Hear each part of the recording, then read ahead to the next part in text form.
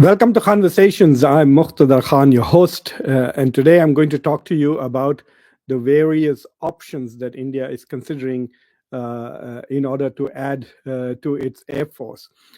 India, there has been announcements galore that India is shopping for a fifth generation fighter plane, a fifth generation jet fighter, and India is looking to buy them. So for example, a few months ago, India had an air show in which F-35s and American F-35s and U.S. SU.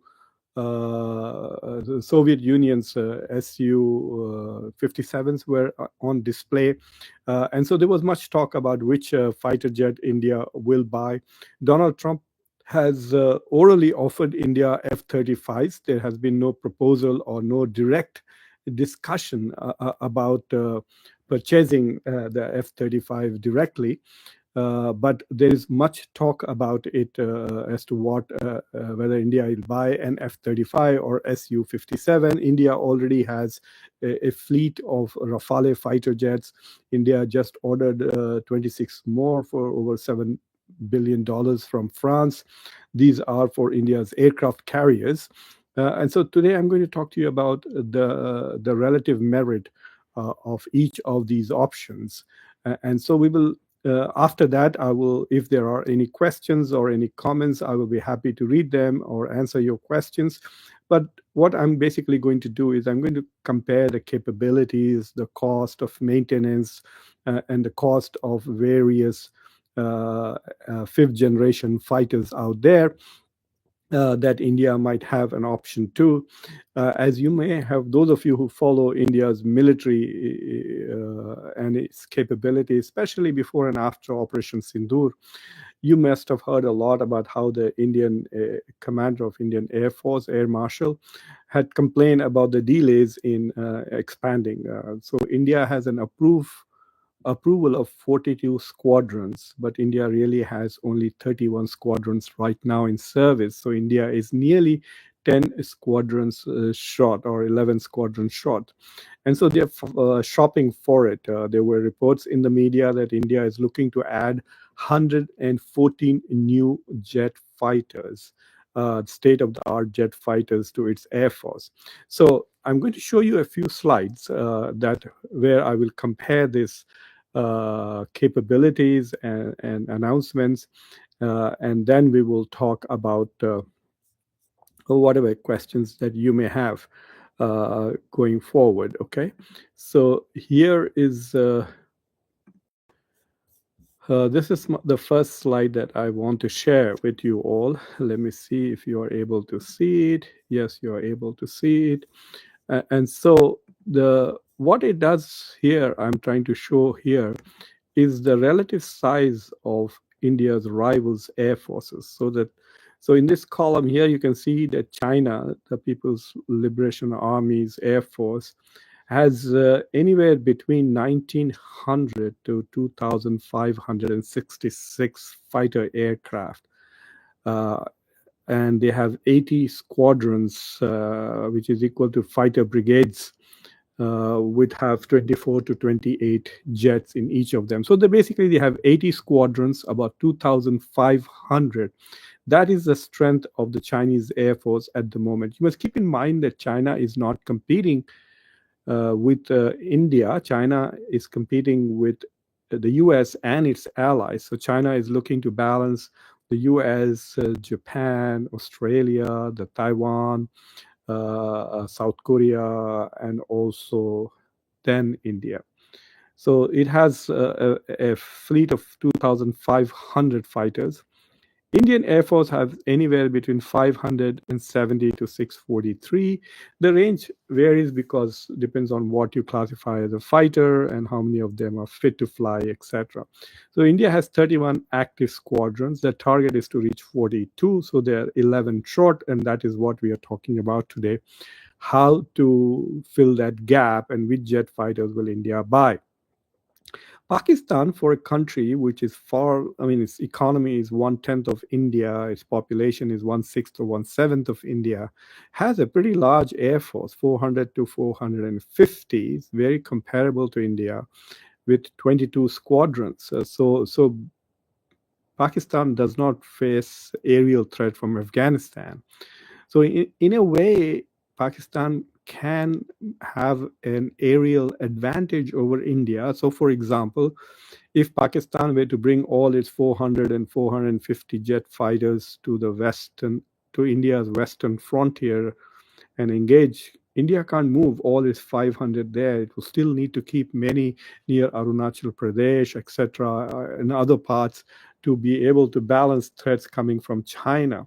So, in that sense, the question that it pops in my head, but I don't have an answer to it, is if there is another war with Pakistan, how many of these 570 to 643 in jets is India able to dedicate to the Western battlefield? Can they bring 450 to at least balance Pakistan and then leaving itself exposed? So here there is a visual bar graph that shows how the Chinese Air Force is actually 2.5 times bigger than India and Pakistan combined. So it is 2.5 times bigger than India and Pakistan combined. Let that sink in. So for India, if India is trying to compete with China, then it is woefully short when it comes to Air Force. And as you have realized after Operation Sindoor, that more and more battles will be fought in the air. Day before yesterday or yesterday, Russia launched one of its biggest ever aerial attacks on Ukraine with more than 500 drones and several missiles and jet fighters. And they basically, they destroyed an F-16 and the pilot itself, which were desperately scrambling to defend its cities. So going forward, that is the challenge for India as to how to move from 31 to 42 squadrons. And as you can see, there is a huge capacity gap with regards to China in just sheer numbers. And that has become very critical, especially after seeing the performance of JC-10s in Operation Sindoor. People in India may choose to ignore the capabilities of Chinese fighters and pretend as if they are not very good, but the rest of the world does not see so. And you don't want to get into a fight with a very competent fighter plane, pretending that it has no capabilities, and you are the one who's going to be terribly surprised. A couple of things about Operation Sindoor. Well, I will tell you that after I show you my next slide, where I am trying to show you the capabilities of these fighter jets. So the three columns that you see here, the first column is the SU-57 Felon, which is a Russian fifth-generation fighter. The second column is F-35 Lightning, which is a US fifth-generation fighter. And the third column is the Rafale, which is what India has at the moment. This is the most advanced jet fighter that India possesses. So if you look at their capabilities, so I have them on certain charts. So both 57 and 35 are fifth generation, whereas the Rafale is only 4.5 generation. And you will quickly understand why it's not a fifth generation fighter. The countries are Russia, US, France, all foreign countries.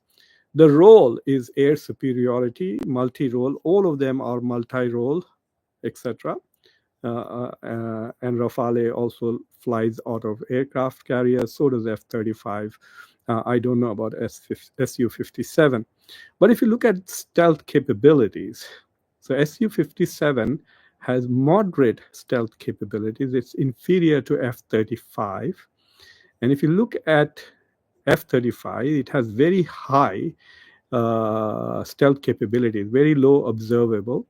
And Rafale is not a stealth fighter, very low. Some radar cross-section reduction, that is all. So basically, Rafale is not a stealth fighter. That's where it becomes a 4.5, not a 5 point, not a fifth generation fighter.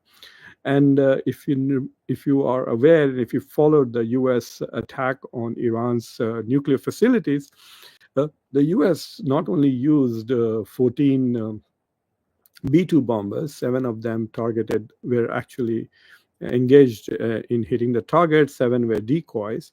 But the United States also used 125 fighter jets. Most of them were either Raptors F-22 or F-35. So overwhelmingly, they used F-35s, and they went undetected by the Chinese radars, by the Iranian radars, and there were not a single bullet was fired by Iran because they could not detect them. So the stealth function of F-35s was demonstrated in a very spectacular fashion in the recent attack on Iranian nuclear facilities.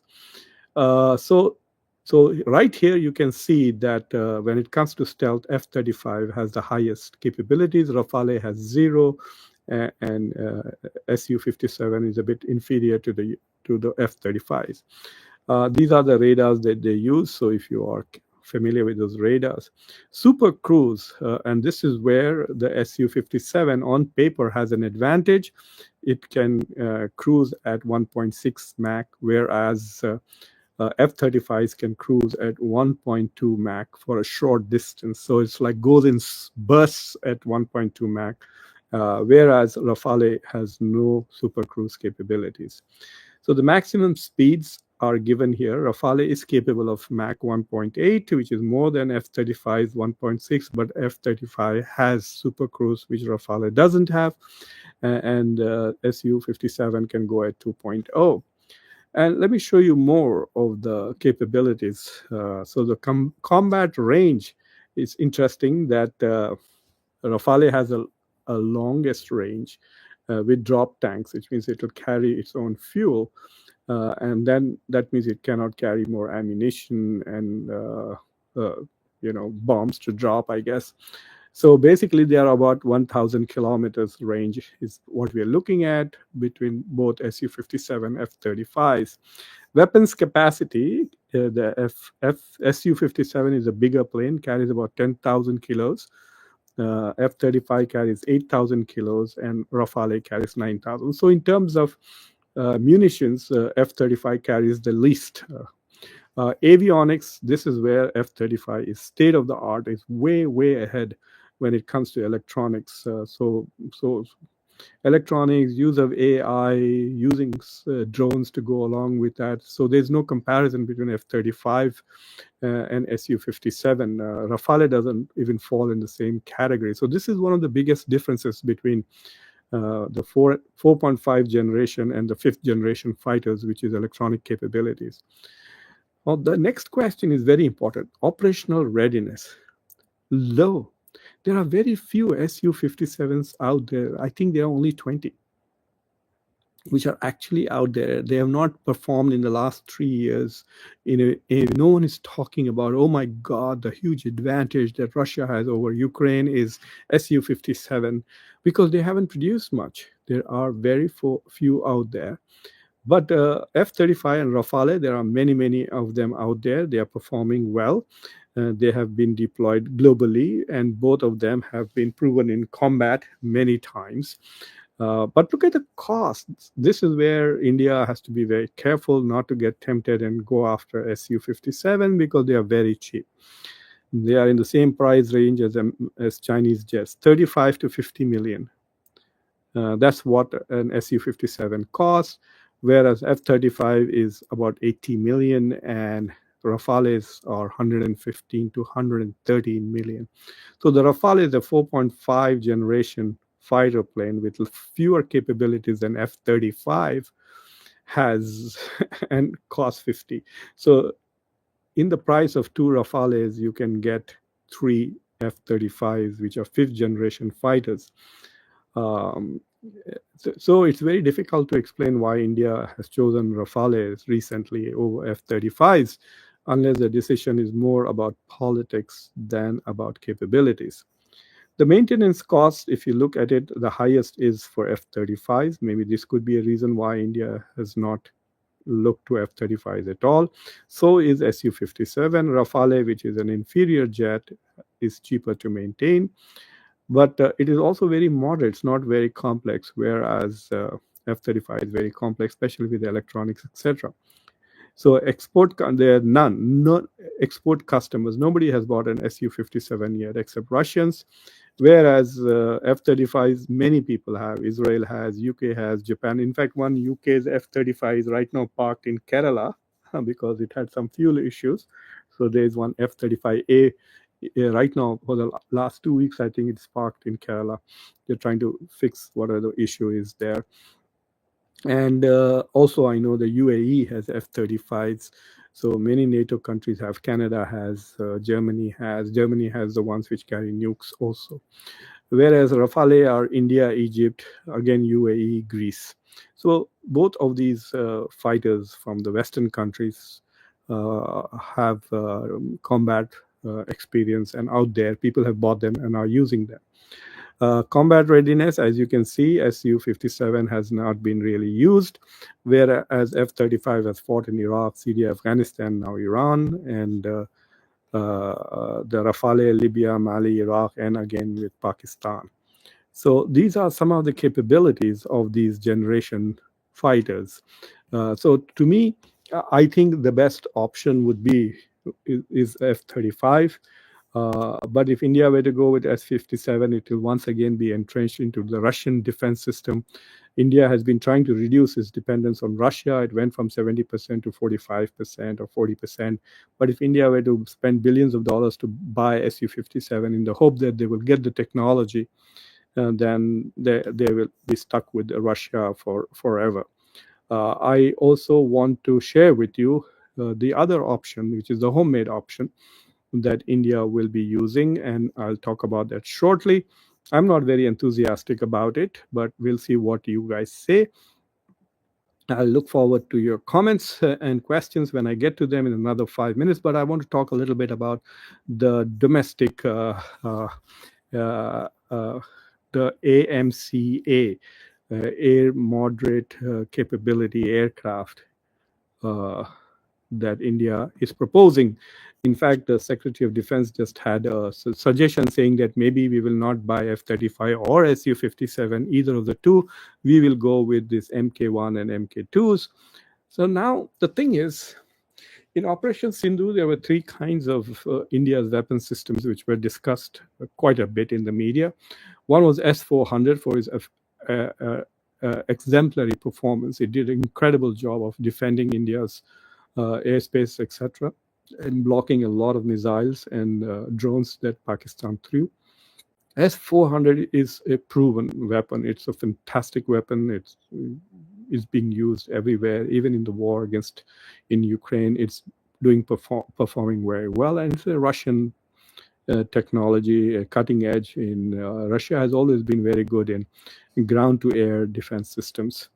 S-300 was also good, but the Iranians didn't use them well against Israel or against the US. But S-400 did very well against Pakistan. And then the other technology that people talked about was Rafale, but they talked about it in the negative context as to how many Rafales were shot down by the JC-10 that Pakistanis were flying. There's a whole lot of debate about it. Some people say one, some people say two, some people say even three. We don't know. India has not acknowledged. India has acknowledged that it has lost some planes, but not which ones and how many of them. And the third technology that people talked about a lot was BrahMos missiles that India fired, which devastated Pakistan's air bases. And BrahMos is a model for Su-57 if India were to buy it, because BrahMos is made in India, but most of the technology comes from Russia. So it's a collaboration between India and Russia, even though a lot of people try to talk about BrahMos as if it's indigenously developed. No, it's manufactured in India with a lot of help from the Russians. That's why the Brah is from India and Mos is from Russia. So now with this AMCA, if you look at it, this is what it is. It's a prototype, hasn't flown yet. So it's expected to fly sometime soon. So it's going to be a 5th generation fighter. It's a prototype. It's not in service anywhere. There are 900 F-35s in service at the moment. There are other versions of F-35. We're looking only at F-35A. There are only 20 Su-57s out there, and there are about 250 Rafales out there, but there's not a single AMCA even doing a test drive right now. So it's on paper, not in reality. It's going to be a stealth fighter, so it will be a 5th generation one and above Rafale. but it's going to use American engines from the 1980s, the F414. So this is not exactly indigenous. So this whole talk of hum atmanirbhar ban jayenge, we will become self-reliant, doesn't make sense if you're the most important component of the fighter plane is coming from the US. And so you're going to be dependent on GE technology. The US is not going to let GE transfer 100% of that technology to India. The discussions are about 80-20, and that hasn't been approved yet. India hasn't received a single of that engines. They're planning to buy 100 of those. So Mk1 and Mk2, Tejas 1, Tejas 2. India did not use Tejas 1. They do have some of them, I guess, operational. We will see. So, and then if you look at the maximum speed, it's on paper 2.0, as good as SU-57, faster than F-35, as well as Rafale. Its combat radius is also going to be more than potentially F-35s, comparable to SU-57s and the Rafales. And what is interesting is that I can't tell whether they are going to be comparable to F-35 when it comes to electronics, but look at the cost. The estimated cost of the Indian AMCA 1 is $75 to $90 million. So it is on par with the F-35s. And the Mk2, which is actually the stealth version, will be 100 million. So it's going to be more than F-35s, nearly double the price of SU-57. You can get two SU-57s for the proposed. And let me tell you, this being made in India with Bharat Aeronautics Limited, I guarantee you that price is going to balloon. They said it will be ready in 8 years. So for 8 years, India will have no additional. What will happen to the squadron gap? So it's going to be a very expensive plane on paper, and so I don't know what to say about it. It sounds good for political campaigning, etc. But for 8 more years to wait for a jet whose engines are dependent to come from America, and for the next 3 years, 3.5 years, you'll have to depend on the whimsical moods of President Donald Trump, who could agree to a deal after protracted negotiations and then change his mind at the last minute. So I don't know, but this is where Indian Air Force is. The Air Force is going to be more and more important to future battles, even in maritime issues like in the Indo-Pacific.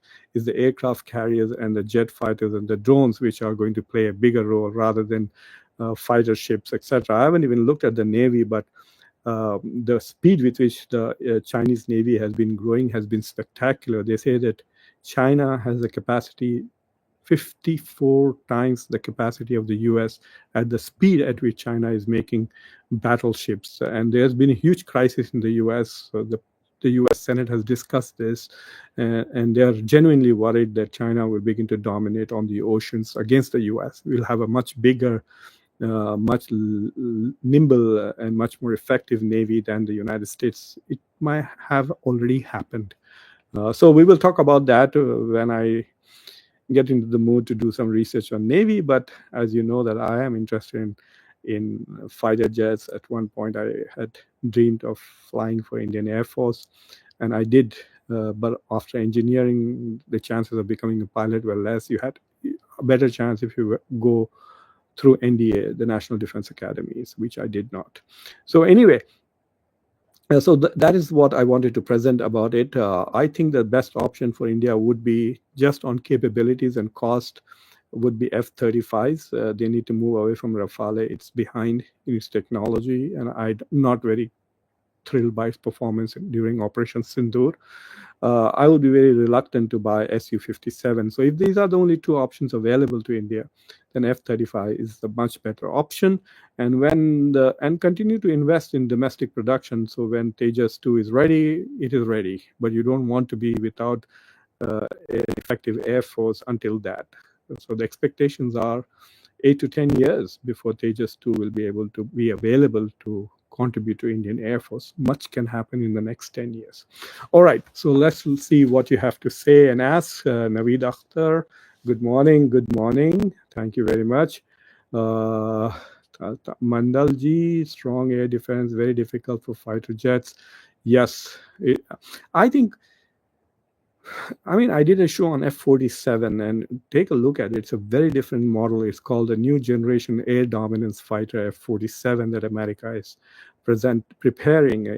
F-22 is the best fighter out there, better than F-35.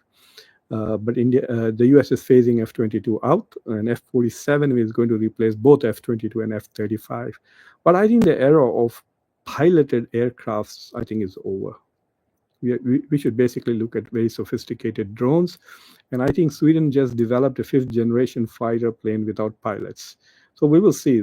The moment you take out a pilot, it's just a drone. So some of the Predator drones, which are worth $1 billion or more, are just like amazing jet fighters.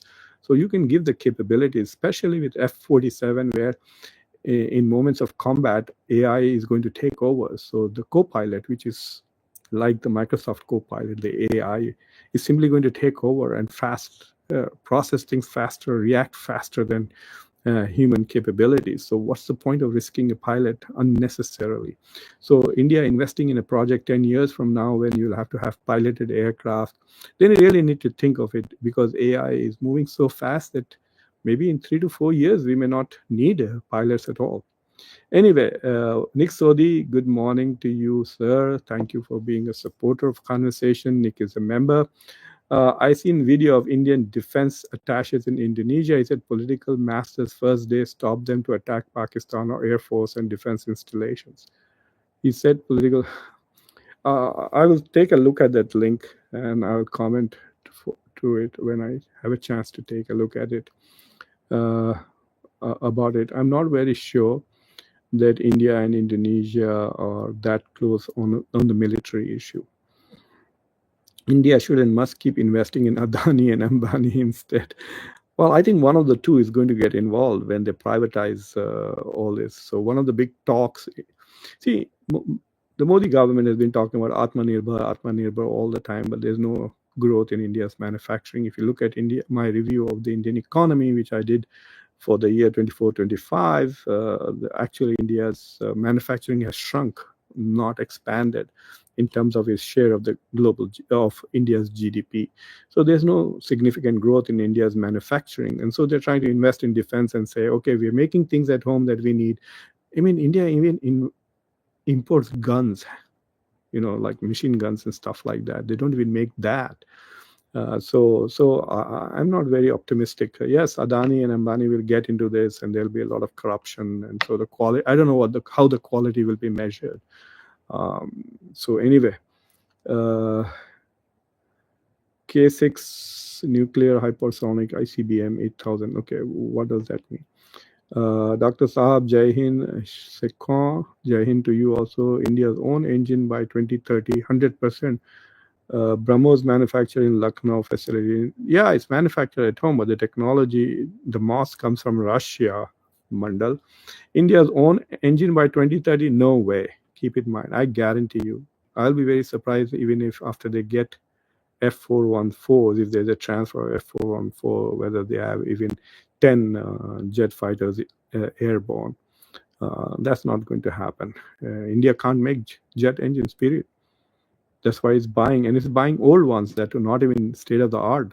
If you look at F-35, it doesn't use F-414. The old 1980s models of F-14s and others used to use those jets. Tejas USG engine will replace the indigenous engine by 2032. Make up your mind, is 2030 or 2032? What would have been the narrative if F-35 was in place of Rafale in Operation Sindoor? Sai Kiran, you're assuming that the results will be the same. That's the problem. If F-35 was in place, and if it, I would say it outperformed Rafale, it would not get shot by JC-10. But if it did get shot, then it will be a major crisis in the US, saying, oh my God, the Japanese JC-10, which is not JC-20, it is not JC-36, it is not the F-5th generation version of JC, one of the lower versions of JC-10, locked in and shot.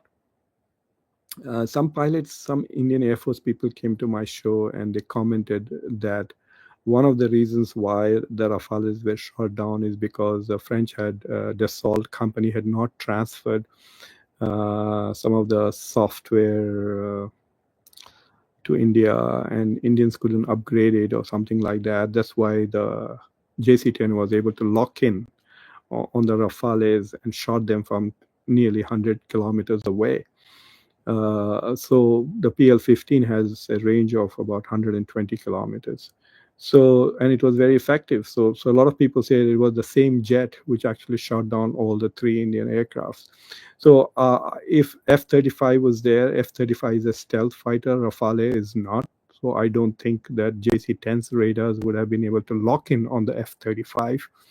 But if they did, it would have been a huge crisis. There would be huge funding immediately here, and F-47's speed at which F-47 is being developed would have increased. I can guarantee you that the Americans we don't just talk, we immediately act.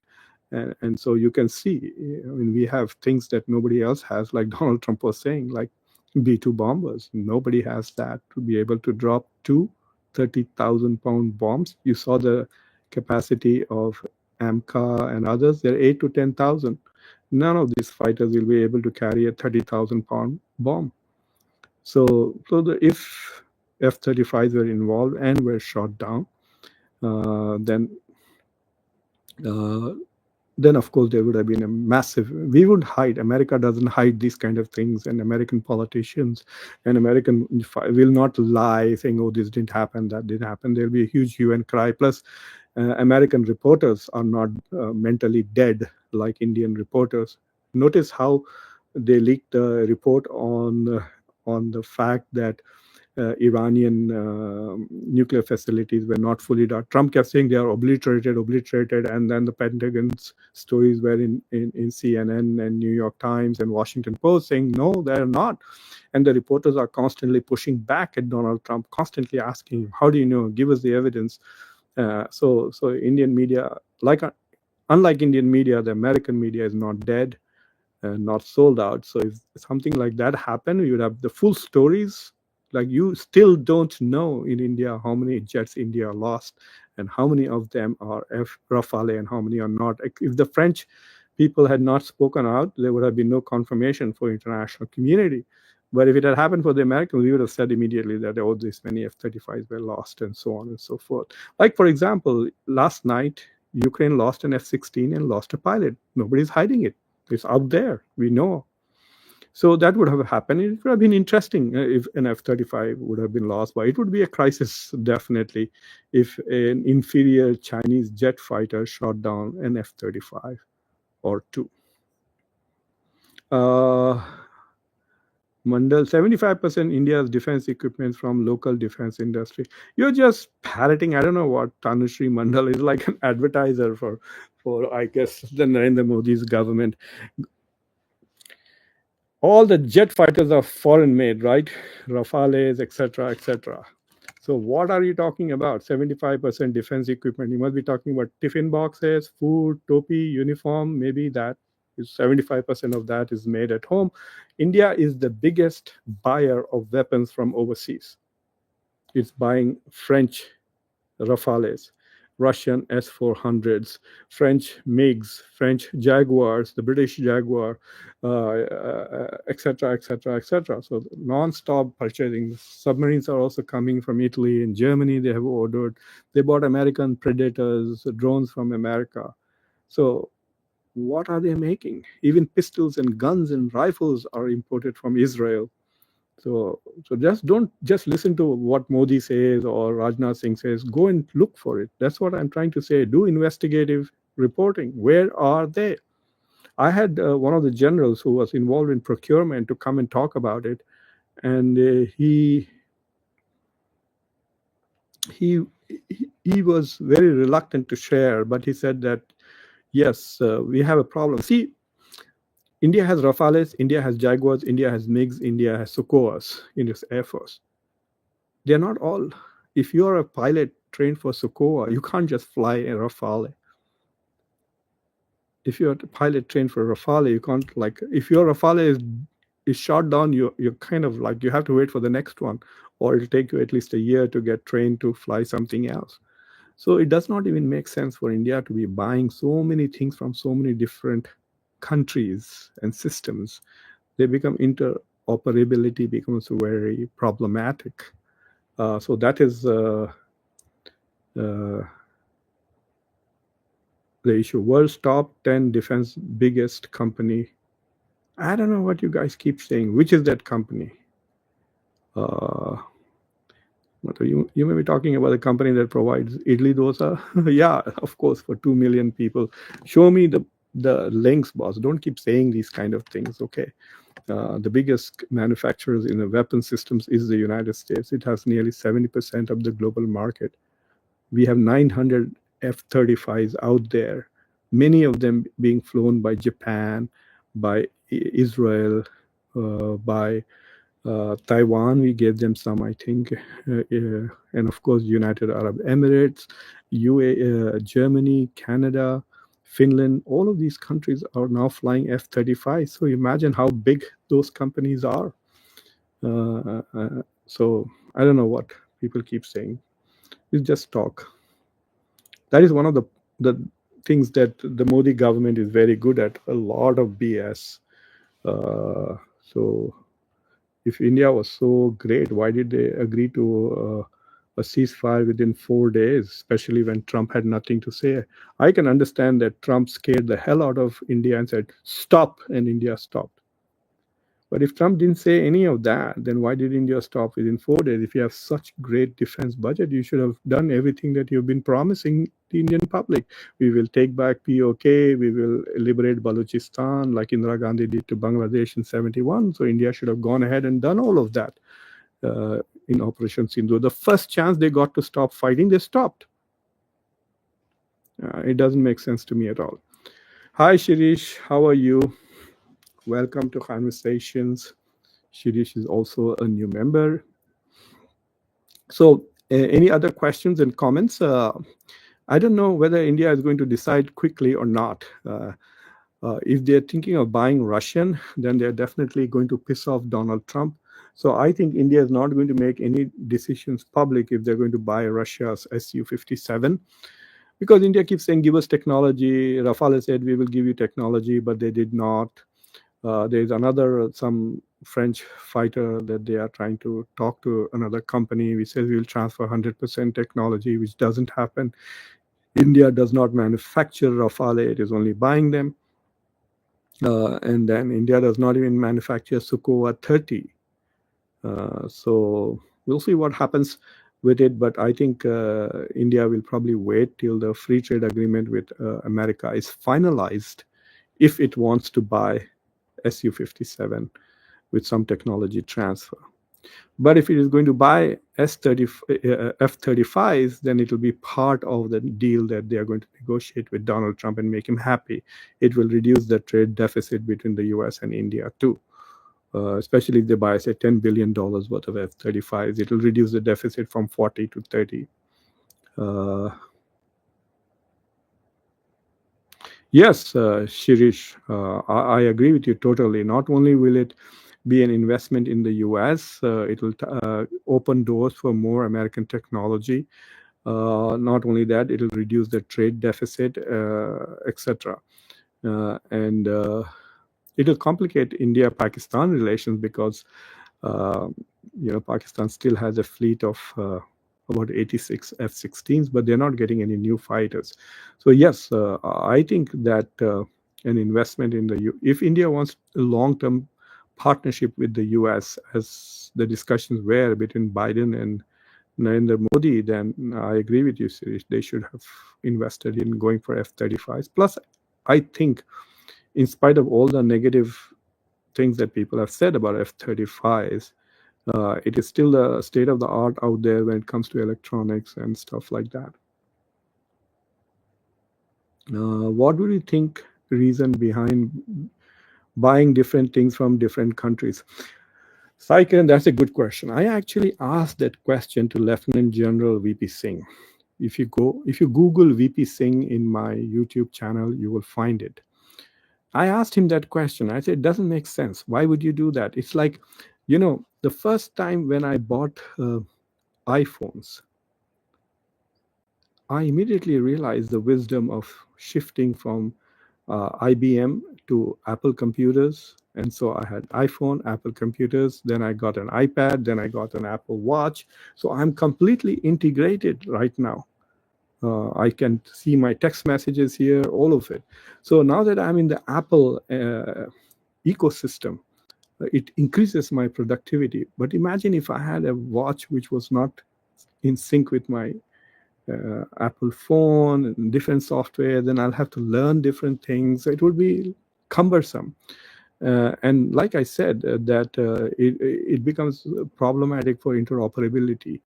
So he was saying, well, there's some of it is diplomacy. India wants to keep Israel happy. India wants to keep the French happy. India wants to keep the Russians happy. India wants to keep the Americans happy. So they went and bought the Predator drones for $3.1 billion last year. So if you're buying weapons for diplomacy, then okay, but I don't think it's strategically a smart thing to do. I agree with you, Sai. Ken Singh, welcome, another member of the conversation. I'm glad there are a lot of members here today. India should buy F-35, same block as Israel if USA offers. That's true. In fact, about 10 years ago, so the US produces different categories. The best version of F-35, the best version of F-16, the US keeps for itself. The second best they give to Israelis, the third best they give to NATO, the fourth best they give to anybody else who wants to buy. So the one that Pakistan has, Arabs have, all the F-16s are the fourth category of it. And the Israelis have the second best. America keeps the best for themselves. The third best goes to NATO. So they offered something called F-21, which was better than any F-16 that Pakistan had in terms of range, capabilities, electronics, etc. And India did not go for it. It really upset a lot of people in the US because they designed a special version of F-16 just for India.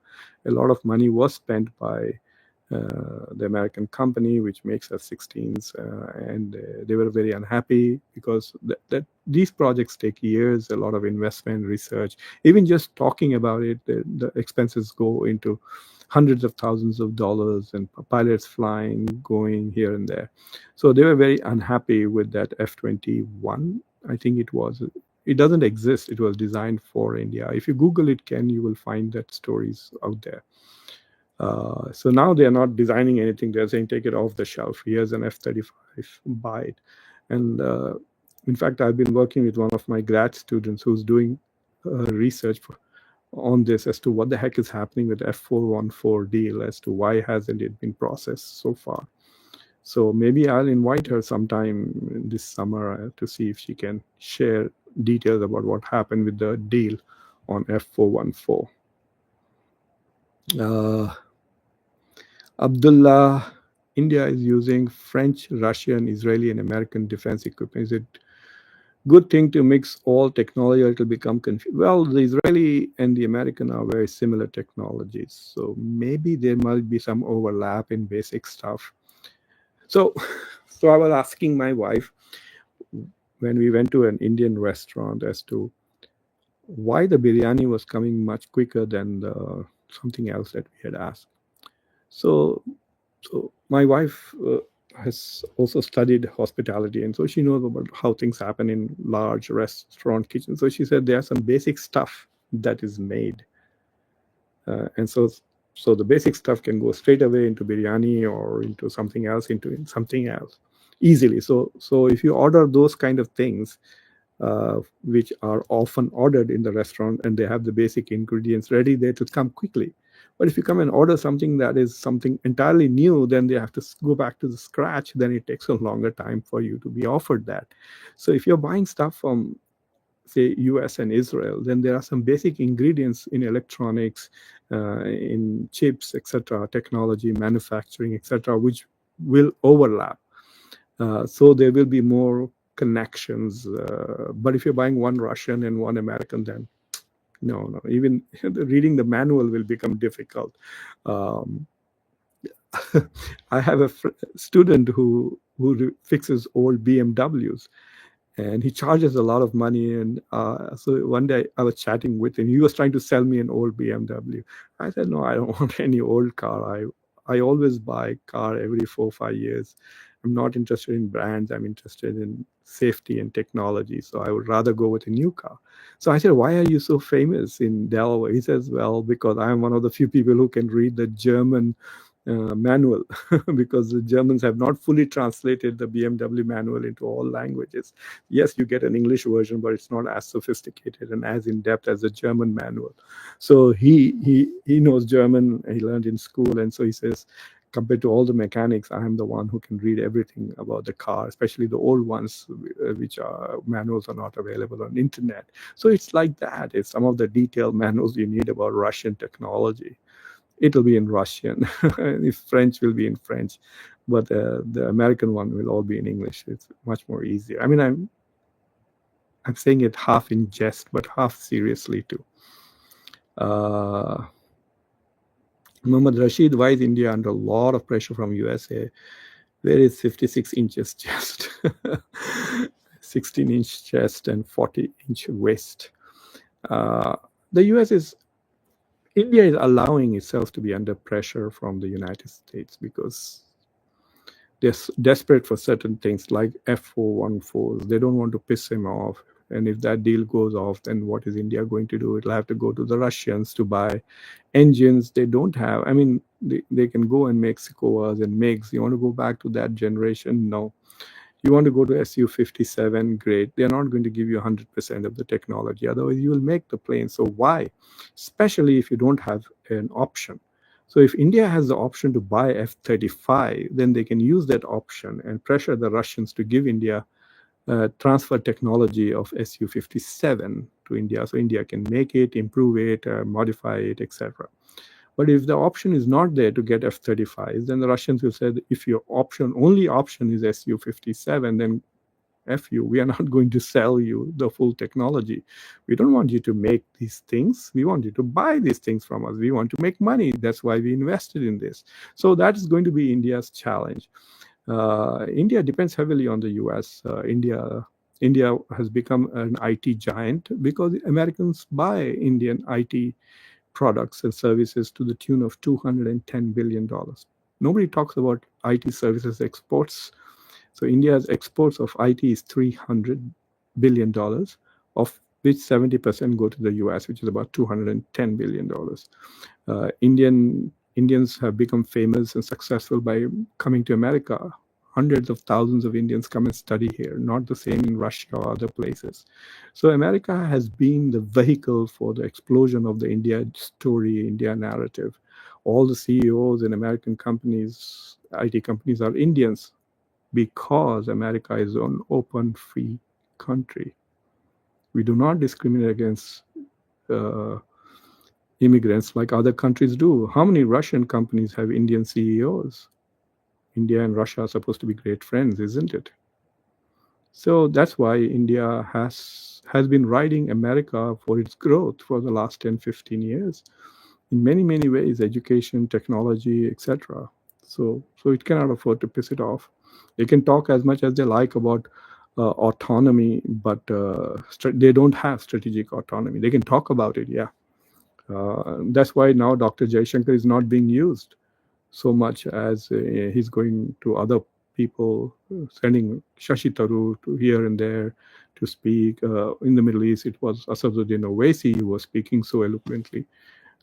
So India does not enjoy the strategic autonomy that they like to talk about.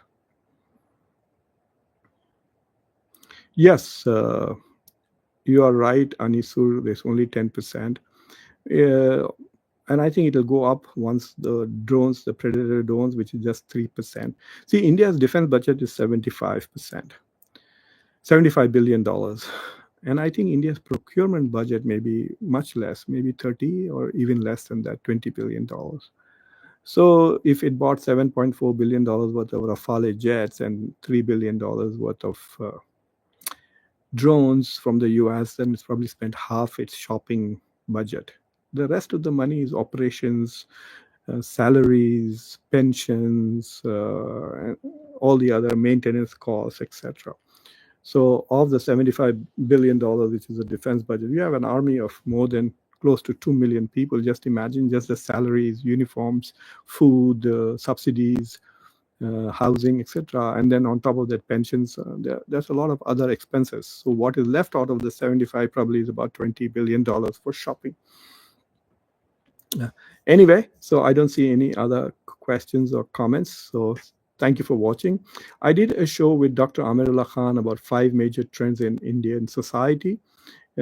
Please watch it. It's a fantastic set. Lots of people who have watched it have said this is one of the best shows that they have seen. It talks about the trends which are impacting India and will help India or will not prevent India from becoming Viksit Bharat in 2047. It's all very data backed. It has been on my India channel, even though it was in English. It received thousands and thousands of views, and it has prompted other people to call me to talk about this. So take a look at this. Yes, thank you very much, Shirish. Shirish saw that show. So please see that show.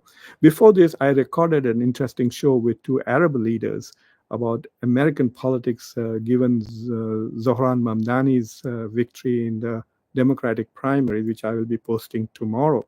So you will get some inside story about the campaign and the challenges that Mamdani faces and the excitement that it has generated.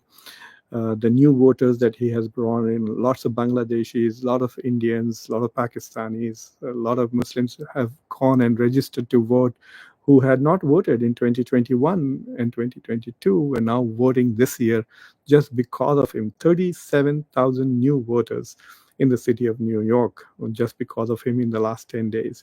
So it's an interesting discussion. I'll be posting that tomorrow. Do watch that. So thank you, everybody, for coming to this live show, and please subscribe to the channel, like this video, press the bell icon, and like Shirish and Ken and others think and consider becoming a member of Conversations. Shirish, I plan to have the Zoom conference soon, and we will then be able to talk face to face. Ken Singh is also here.